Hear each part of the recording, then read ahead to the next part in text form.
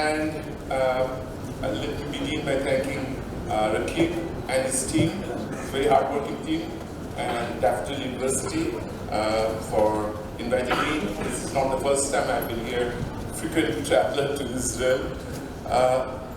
I would like you to completely forget the title and abstract I gave. That was months ago, or weeks ago. I have a new title now. The title is Located in the Global South, Postcolonial. And I'd also like to thank Pradipto, my research assistant, for helping me with the slides. I'll begin with a quote from one of my favorite people, because the first 2 pages of the paper, which I'm not going to read now, is sort of personal. And I thought I would apologize in my own way. I should not talk so much about myself if there were anybody else whom I knew as well, for talking about myself. But this time I'll just skip through it and go to the next quote, which everyone knows, everyone in the room knows, from Kipling. East is east and west is west, and never the twain shall meet. And I have worked out a variation on this: north is north and south is south, and never the twain shall meet, and then some about that. So that's the way my paper is going to go. As I said before, I'll skip the first 2 pages, but if you just look at the slides and some of the quotes, that will give you a sense of what I was doing here. If you move on to the next slide. I wanted to say that I was born in Pakistani, then became a Bangladeshi Indian. People would assume automatically I'm Indian. If you move now to the next one. And then when I started to do literature, I found out that I was doing Commonwealth literature, but later on after my doctoral work and so on. And then South Asian literature. And now I'm told that we are part of the Global South. And we've been given these labels again and again. And I kept thinking, why is it that we are so, if I can coin the word labelable, why do people label us so frequently? If you move on, Salman Rushdie, whom we have almost forgotten in Bangladesh, said about Commonwealth literature, quite a typically pugnacious essay, that to think of Commonwealth literature is to think of a ghetto, actually an exclusive ghetto. To confine, to restrain, it shows are basically conservative. And that tells you, I think, his take, and I have a lot of sympathy for that position. If you move on. He's one of my favorite theorists and critics, Frederick Jameson, who knows, writing in 1986, he knows that this is a problematic label. However, says, I don't see any comparable expression that articulates as this one does, etc., etc. In other words, he finds it convenient and useful. Of course, soon after he wrote it, the second word disappeared, more or less. So now I think it's irrelevant in any case, but I have a lot of sympathy for his position. Okay, could somebody help me with this?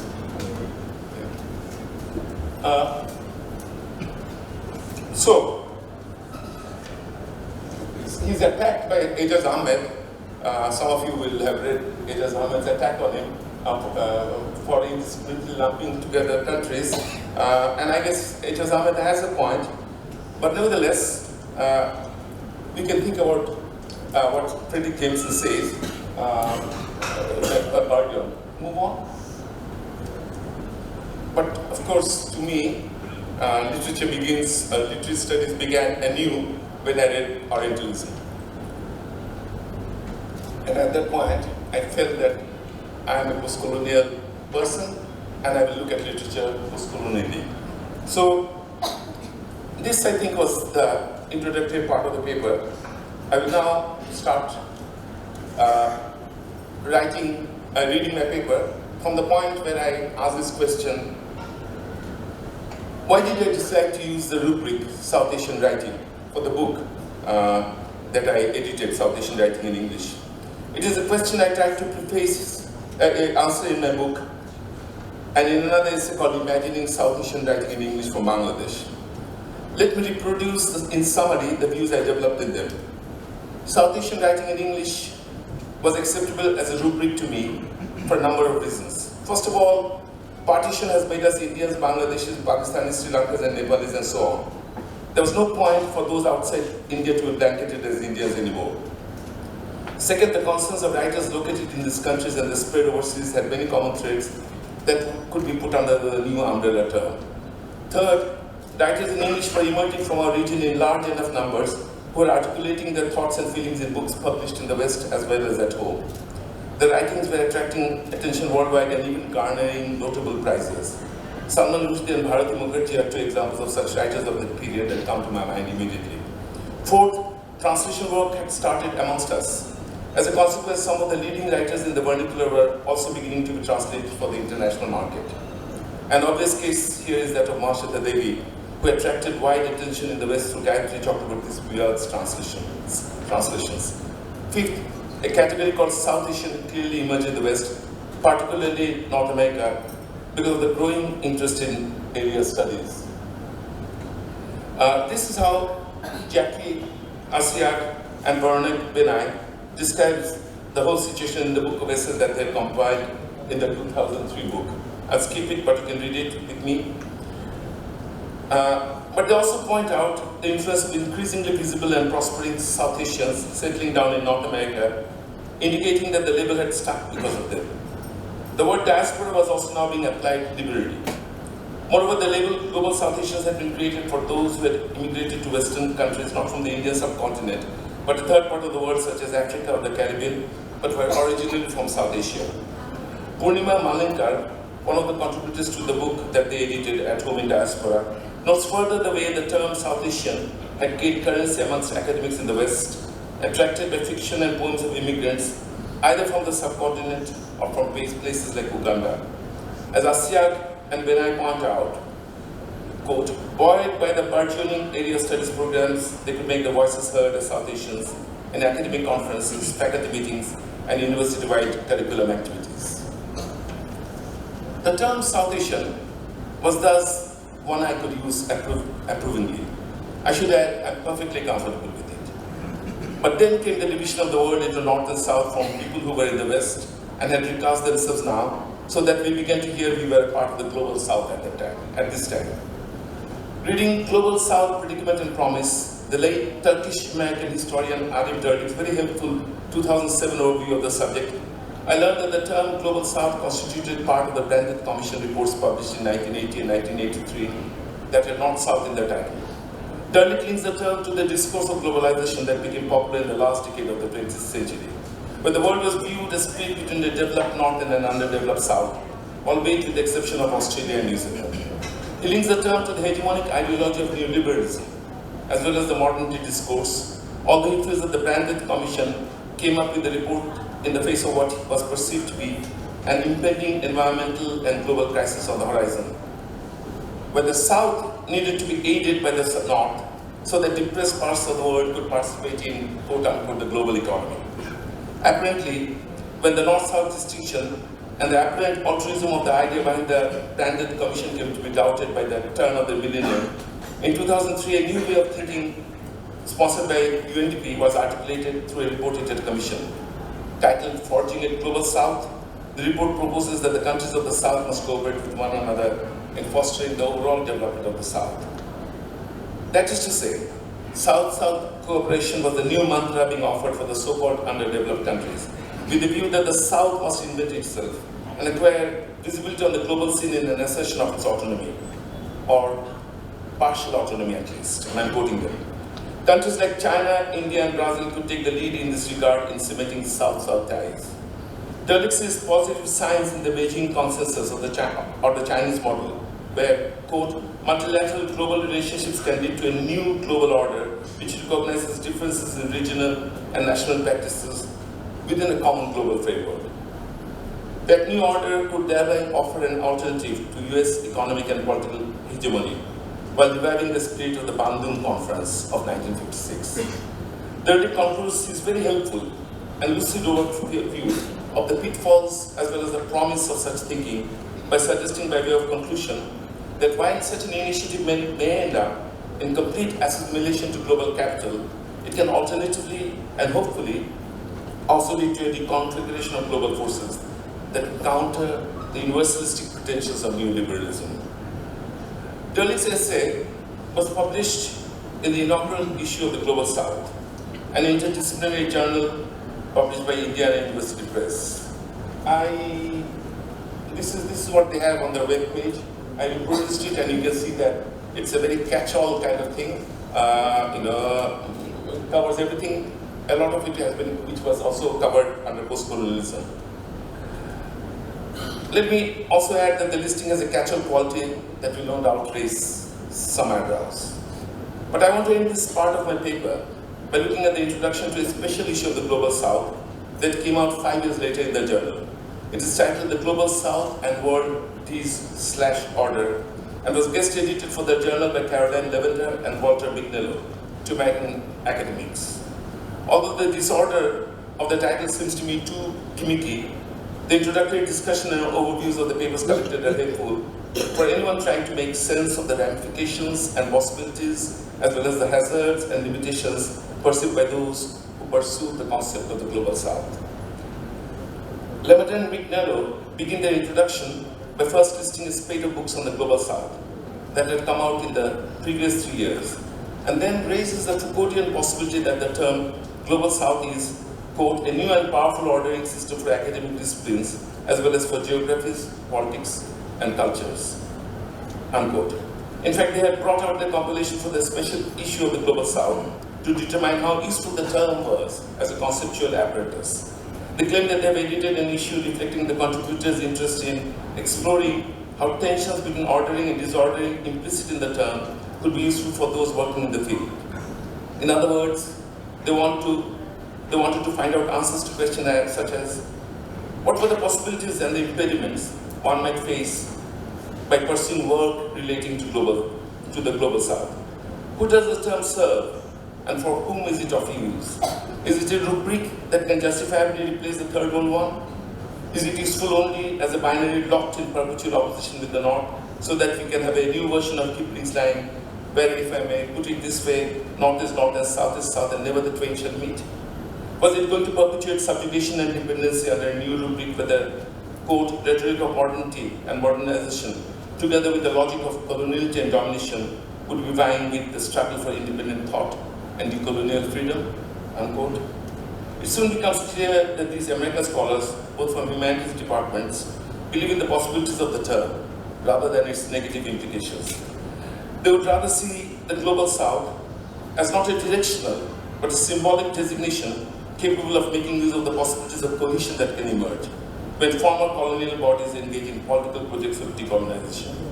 Even more hopefully, they could see the term as a call and label signifying the emergence of nothing less than a differing world based on responsibility to self and others. Also, very positively, they would expand the horizon of the concept so that it can be seen as encompassing a grid or network, not only stretching from South America to South Africa, but also including South Asia and Southeast Asia. South here then means countries well north of the equator, but south of the parts of the world, stretching from North America to northern Russia. Sorry, north here that means. Lavender and Mignello conclude the introduction to the special issue of the Global South by declaring that although the term can be viewed as part of imperial globalism, it is a term not inevitably reducible or complicit with such frameworks. After all, while on the one hand it is right to call global designs into question, on the other hand, one should not eliminate the possibility of networking amongst local histories. But let me quote what they say as fully as I need to, for the longish quote will serve as a bridge to the next section of my paper. That's the longish quote. It is in that positive spirit that I will now turn to show how we, in our part of the world, can use our own local traditions and experience of networking in the Global South, learning from our own history and cultural icons, as well as looking at the work of recent South Asian writing in English, in a manner that will enable us to come up with a, quote, series of identities and opportunities, unquote, that could be enabling for us in a post-colonial world and not disabling. as was the case in the past when they were looked at from Western/Northern perspective. In trying to find exemplars of writing from our part of the world, who took the lead in first decolonizing the mind, and then looking for networking between East and East or South and South, the role of Rabindranath Tagore is pioneering and worth pondering on. Remember first, though, that he conceived of Vishwabharati ideally as a place, quote, where the world meets and makes a single nest. Therefore, he would not be reductive in any sense at all, and would never do anything to exacerbate the East-West or the North-South divide. He would much rather have the coordination of the cultures of the world, where each will give to and take from the other. That's a quote from his essay, this lecture, The Center of Indian Culture. Indeed, he reveals in another essay, assembled in the second volume of his collected works in English, his firm belief, and note how he contradicts Kipling, that, quote, the East and West are ever in search of the other, and that they must meet not merely in the fullness of physical strength, but in the fullness of truth. In other words, he was really international in outlook, a true citizen of the world, who disliked being hemmed in by nationalism. In the last analysis, he would not have approved of any kind of relationship based on hemispheric polarization of any kind. But it is to the lectures Rabindranath delivered during a 2-month trip to the country, collected in his Talks in China, which came out in 1925, also in the second volume, that I would like to turn to. For we can all learn from him how to forge mutually beneficial ties in furthering each other's knowledge systems in symbiotic intellectual bonding of the eastern/southern parts of the world. In the lecture title to my host, he makes this heartfelt appeal to the Chinese scholars present. I've come to ask you to reopen the channel of communication, which I hope is still there. For though overgrown with weeds of oblivion, its lines can still be traced. Rabindranath implies here that there was East-East and or South-South networking early in history, or the memories of the exchanges that took place for religion or philosophy had been abandoned with the coming of the colonizers. The only exception was the opium trade that the British carried on between colonized India and colonized China, a trade Rabindranath had castigated in a much earlier essay review. Now he lays down the basis of future unity. Quote, in Asia we must unite, not through some mechanical method of organization, but through a true spirit of sympathy, unquote. In other words, the imperative must not be trade or finance, or overt or covert expansionism, which is what colonization and globalization in its imperial phase was all about, but true brotherhood. To quote from an earlier part of this lecture that he gave almost at the outset of his China tour, quote, I shall consider myself fortunate if through this visit China comes nearer to India and India to China, for no political or commercial purpose, but for disinterested love and nothing else. Cultural and spiritual ties must be polarized for true bonding. Prioritized for true bonding. Typically, Rabindranath has no qualms about borrowing from the West or North as far as science is concerned, but he will not have any worship of money and power, and would rather cultivate ties through the moral wealth of wisdom. In my last talk in China, collected in volume 4 of Rabindranath's English writings, he gives us another pointer that could encourage us to think of South-South or East-West relationships from postcolonial perspectives. He confesses that his desire to come to China and attraction for it was stimulated partly by his love of Chinese art. But that desire and attraction had a negative stimulus as well. For a while he was attracted by the world of beauty that Oriental painting represented, and that his distinguished family member, Rabindranath Tagore, had been influenced by, they did not want to be overwhelmed by Western influences. In addition, he has also carried within himself his feeling of anger at others who had scant respect for Chinese civilization and had come only to exploit and molest the Chinese, ignoring the debt they owed you for their civilization. In the ferment of decolonization, however, Asian nations can raise each other up from the stupor they had fallen into because of colonial intervention. This can happen. It is the Japanese through their genius, for they can help the rest of Asia to rise from where she has fallen. Their genius could eliminate the rest of Asia not merely because Japan in 1924 was on the road to becoming wealthy and powerful through science and technology learned from the West, but because of the strength of its civilizational values. Not primarily material progress and efficiency, but ideas and notions of honor, epitomized by the samurai code known in Japan as Bushido, would prevent the Japanese from towing the line that had led them to the West-North and had left them vulnerable. Such ideas could inspire other nations in the East-South to combine the best of science with tradition so that they could move forward in amity, but not be dehumanized and decultured in the process. Not only in his trips to China and Japan, but also during his stay in the part of the world we now know as Indonesia, Rabindranath meditates on how civilizational values unique to the southern spheres of the world can be cultivated, and creative impulses garnered anew through networking for the development of regions that had once been flourishing and had seen cultural highs, but that had become impoverished through imperial interventions.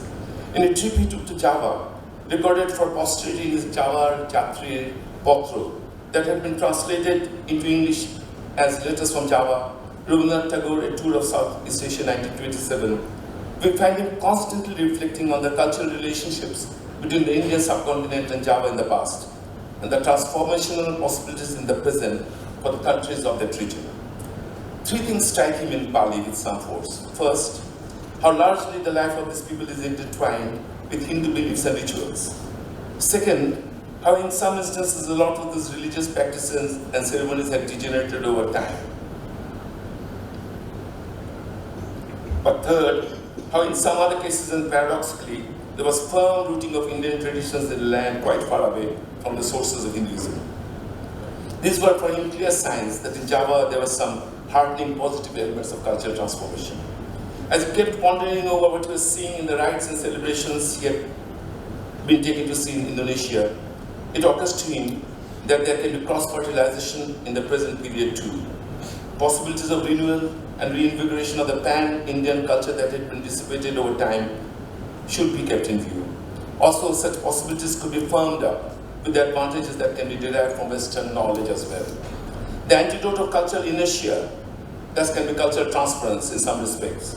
South-South networking is full of possibilities in this regard.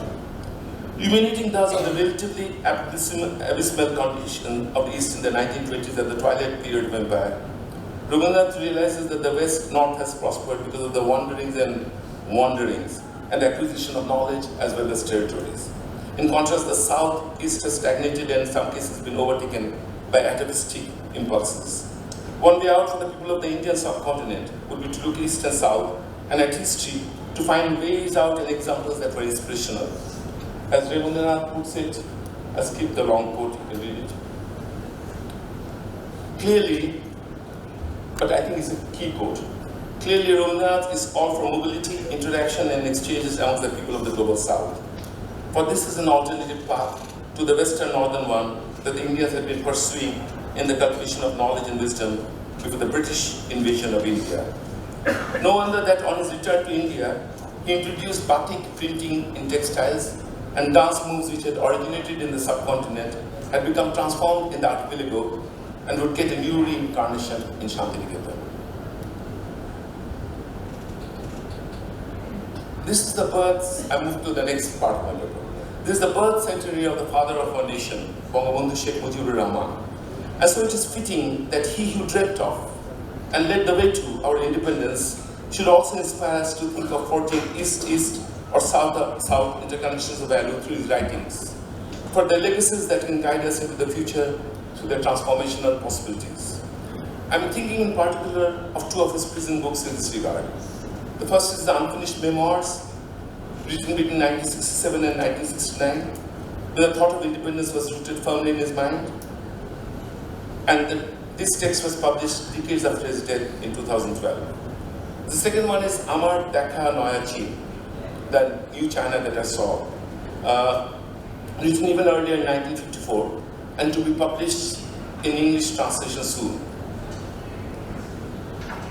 The first book is based on the draft of an unfinished autobiography, where Bangabandhu spends around 11 pages of the nearly 300-page book describing a trip he had taken as a member of the Pakistani delegation to Beijing, or as it was called then Peking, between 2 to 12 October 1952. The second and the earlier manuscript was written during a stint in prison in 1954. In the recently published Bengali version, it has 63 pages of narrative of the trip to China and 34 pages of reflection on the differences between the new China that he saw and the moribund state of Pakistan that he and his people had inherited and was being hemmed in by anti-people administrators and politicians. And I would like everyone in this room to read this new book, because I think it's a crucial book. I think it is the most important book in many ways ideologically for us Bangladeshis. What I propose to do now is more or less ignore the narratives in both versions and concentrate briefly on the positives that Bangabandhu felt could be learned from the Chinese experiment in nation building going on. For us in this seminar, there will be food for thought when we contemplate afterwards on how we can learn from each other in the South in the wake of decolonization as we face renewed threats in a new imperium from neo-imperial hegemonic strategies surfacing in various guises. Reading these books and thinking of the possibilities of non-aligned meets like the one Bangabandhu had attended in 1952, I'm reminded of what Derdick had said earlier about the spirit of the Bandung Conference being somewhat revived in what is now sometimes termed the Beijing consensus or the Chinese model. That model could offer an alternative to prescriptions imposed from the North through, I'm quoting Derdick again, the same quote, a configuration of global forces that would counter the universalistic pretensions of neoliberalism. In the sections of New China, in these two prison manuscripts, the young Mujib is stirred by the possibilities of a model of development and of friendships and alliances that would enable countries from non-aligned parts of the world to counter domineering Western ones.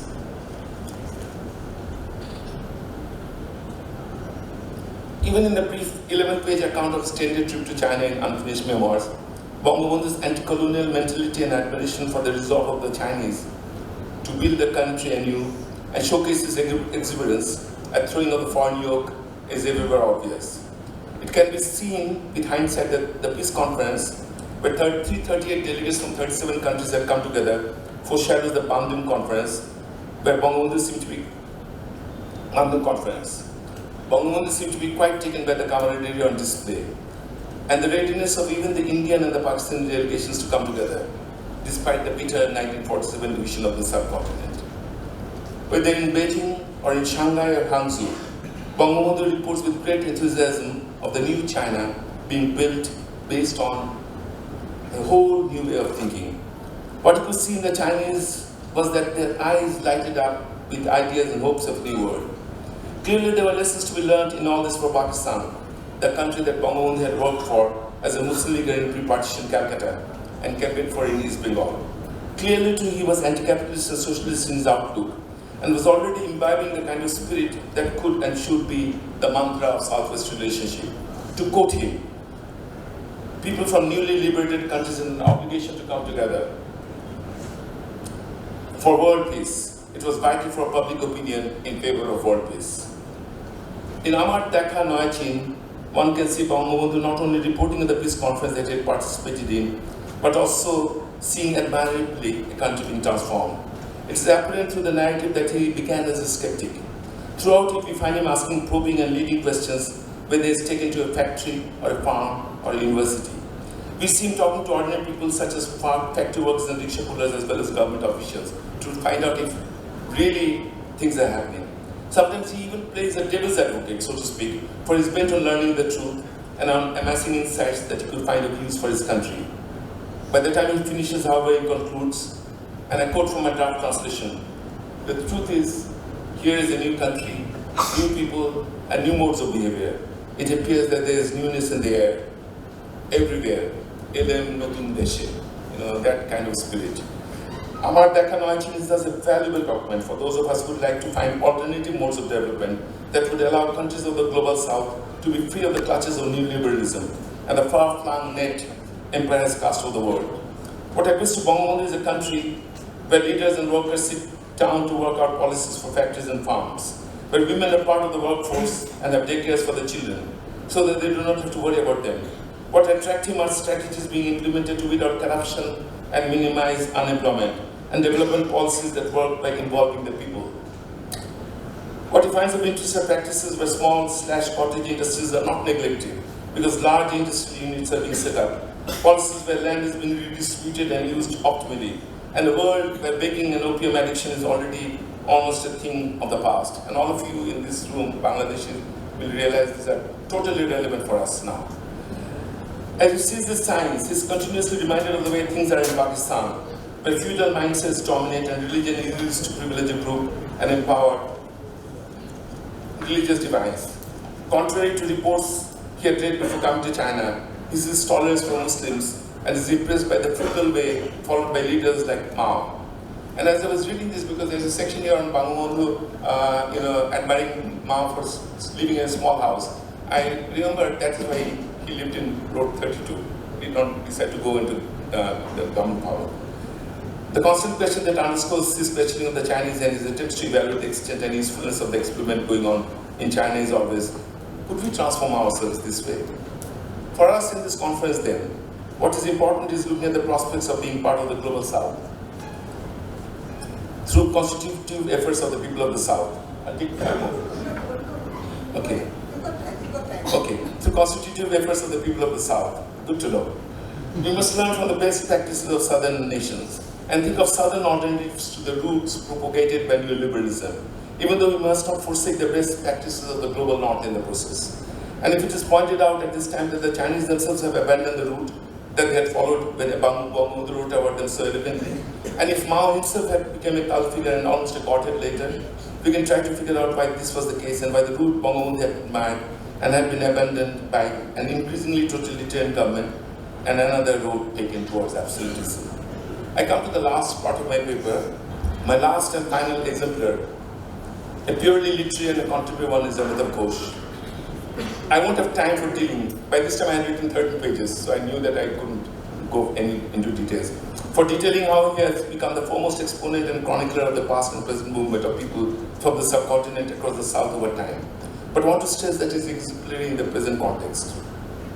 Whether treating South Asians of the diaspora, in the North or the South, in the Middle Ages of the 19th century, he has shown how South-to-South movement was common in the subcontinent's history and of interest to us now. Ghosh's first novel, The Circle of Reason, has a trajectory where the main character Alu moves from rural Bengal via South India to a Middle Eastern boom city and to a desert town in Algeria, so all in the South. His second novel, The Shadow Lines, straddle India and what was once East Pakistan, but among the memorable moments of the book are the ones set in London, where he sees the central character among other places in Bangla town, and amidst what we would now call global South Asians. His third book, In an Antique Land, is not fictional, but a quirky and unclassifiable work based on his research as an anthropologist. But what is pertinent to this presentation is the way the book documents South-to-South movements of population in the Middle Ages, to be precise, Egypt, the Gulf, and the west coast of India. Ghosh's fourth novel, The Last Palace, straddles India, Myanmar, and Malaysia, showing diasporic movements and political upheavals impacting on individual lives in this region in the first half of the 20th century. 2 years earlier, he had published a collection of essays titled Dancing in Cambodia and At Large in Burma, where his interest in the region was obvious as well. Ghosh has an almost obsessive interest in what is now called global South Asians of all classes and periods. This is why he chronicles fictionally South-to-South transnational movements of people through diasporas and movements of people, whether enforced or for trade and commerce and profit in his Ibis trilogy. The first of this book, Sea of Poppies, 2008, is set in mid-19th century and tracks the voyage of assorted characters from different classes and races, journey from Calcutta to Madagascar. Although some of these characters end up in Mauritius and others in Singapore. The second novel, River of Smoke, begins in Mauritius, but has its character traverse the Indian Ocean, move through Singapore and Hong Kong, and end up in Canton, where the opium trade is bringing together people from all over the world, just before the outbreak of the first opium war in 1842. These novels create a hybrid world, but the point I want to make, and especially for the students and the young teachers here, is that the canvases reveal Ghosh's interest in South-South encounters and interconnections throughout history. So there's a lot here for you to think about. Clearly, he finds in medieval 19th and 20th century plentiful plots, stories of global South Asians and South-South cross connections. I would like to conclude that we have writers who tell us that South-South relationships have been part of our subcontinent's history.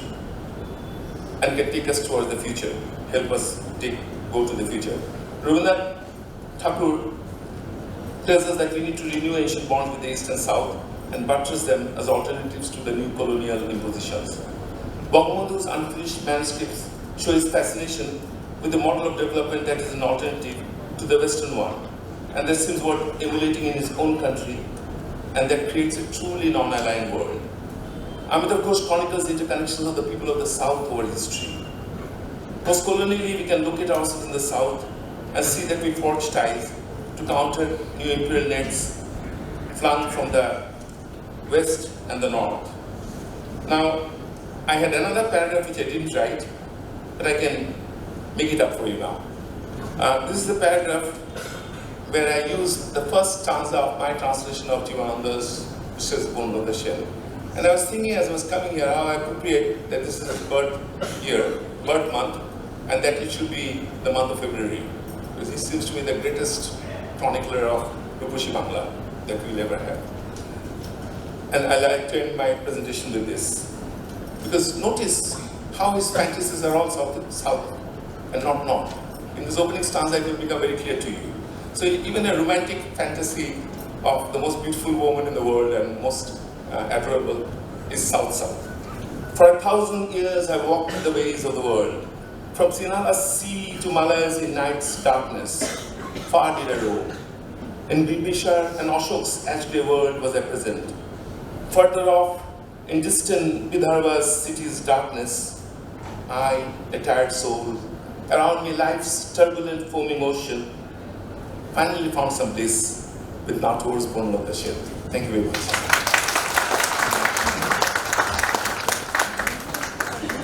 Is this on? Yeah, it's on, right?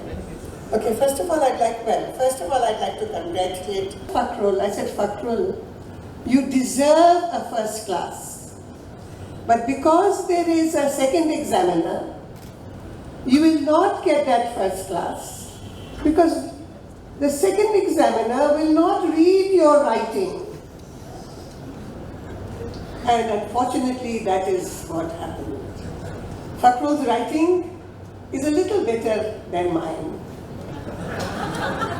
But now, thanks to the computer, there is no problem. Anyway, so thank you, Fakrul. Thank you very much for this brilliant keynote speech. I think he's just stepped out. He's got a cough. He fell ill. I'd like to quote from the last sentence that Fakrul has in his paper. Post-colonially, we can locate ourselves in the South and see that we forge ties to counter neo-imperial nets flung from the West and the North. Thank you very much.